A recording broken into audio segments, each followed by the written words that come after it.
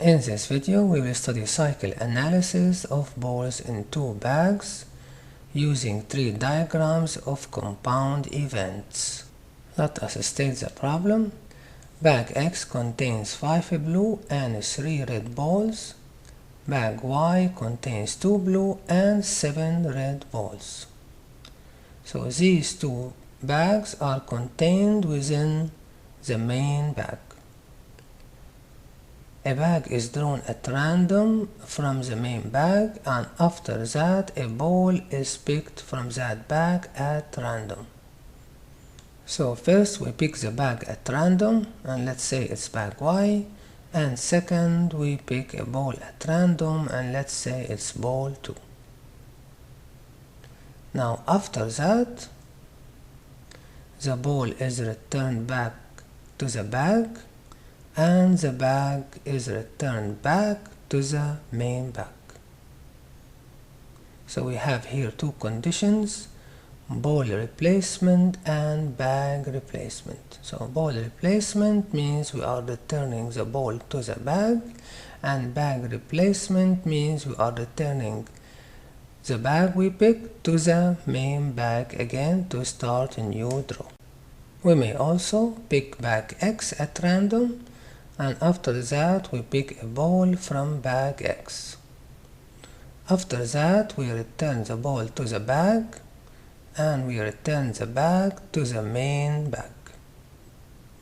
Let's move to question number 1. Find the possible joint event outcome using the tree diagram.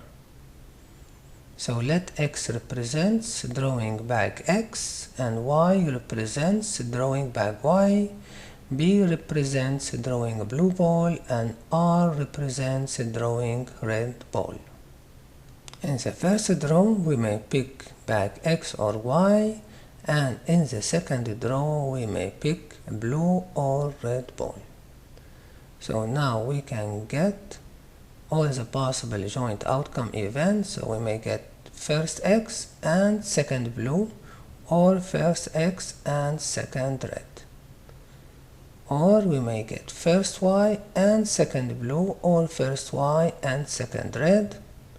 And now we have all possible joint outcome of this experiment. Question number 2. Use cycle analysis to find the probability of each joint outcome event. So what is a cycle? Cycle is the number of draws we make to give each possible outcome a chance to appear once. So now what is the cycle to pick either bag X or bag Y? We have two elements in this small sample space, so the cycle is 2 draws. And what is the cycle of picking elements from bag X? Bag X contains 8 balls, so one cycle is equal to 8 draws. And what is the cycle for bag Y?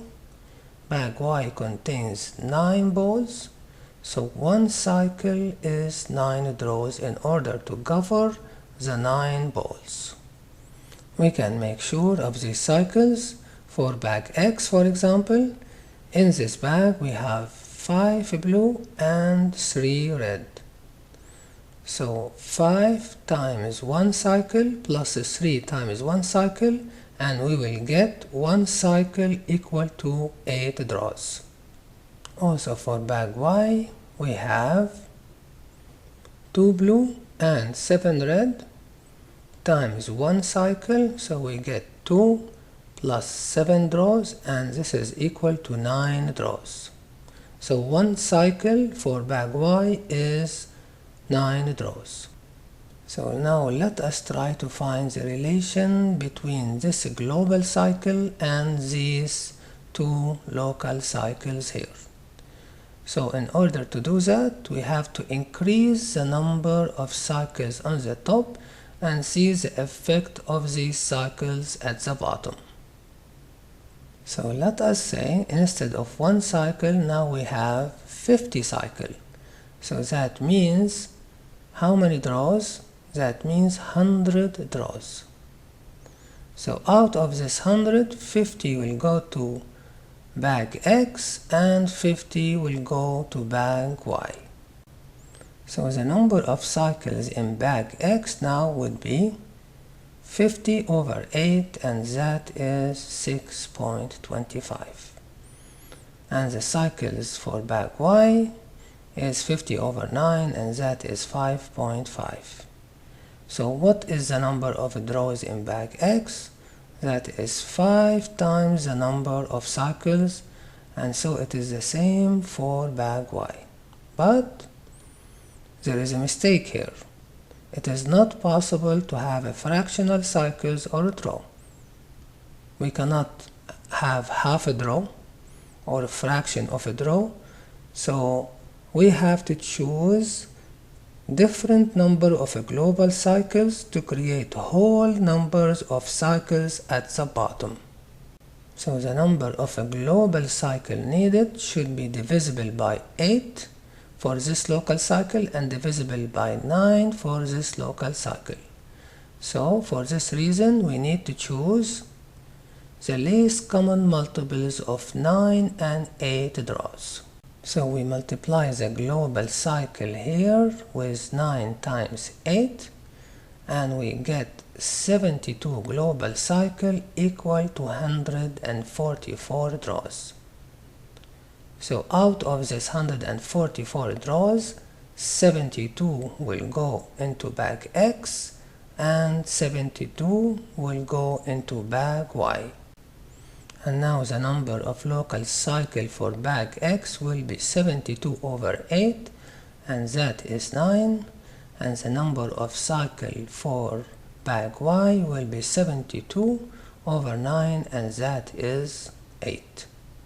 And now we can find the number of draws for each ball inside each bag. So for bag X, the number of draws for blue balls would be 5 times the number of cycles in bag X, and that is 9. And the number of draws for the red balls is 3 times the number of cycles in bag X, and that is 3 times 9. And we do the same for bag Y. So we have here the number of draws for the blue ball is 2 times the number of cycles, and that is 8, so it's 2 times 8. And the number of draws for the red balls in bag Y is 7 times the number of cycles, and that is 7 times 8.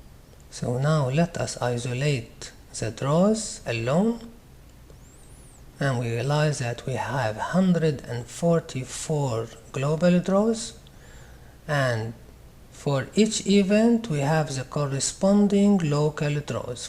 So for this event here, picking bag X first and blue ball second, we have 5 times 9, and this is equal to 45 local draws.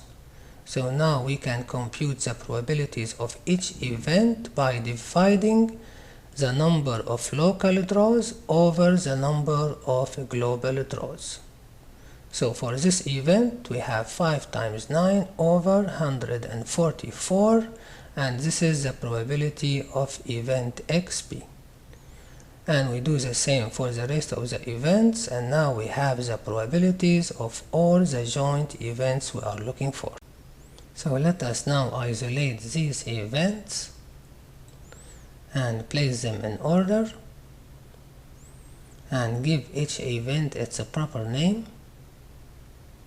and compute the numerator and the denominator.